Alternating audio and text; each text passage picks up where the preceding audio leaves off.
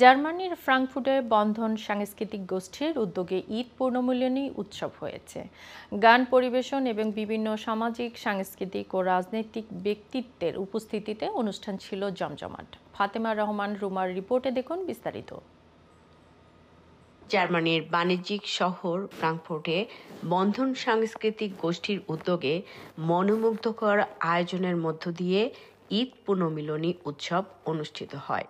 অনুষ্ঠানটি শহরের প্রাণকেন্দ্রে গ্রিসহাইম সালবাও হলে সংগঠনের সভাপতি কায়েম চৌধুরী এবং এম এ খালেকের উপস্থাপনায় উপস্থিত বিভিন্ন সামাজিক, রাজনৈতিক, সাংস্কৃতিক ও মিডিয়া ব্যক্তিত্ব সহ সকল শ্রেণীর প্রবাসী বাংলাদেশিরা উপস্থিত ছিলেন।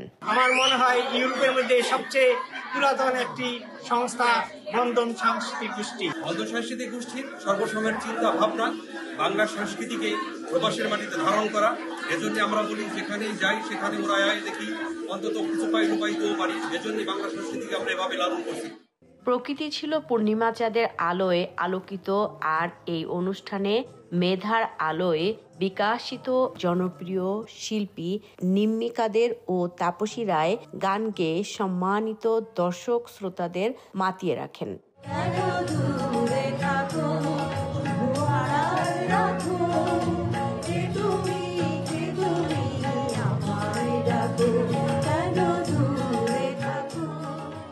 বিকেলের মজাদার নাস্তা এবং রাতের খাবারের আয়োজন করা হয়।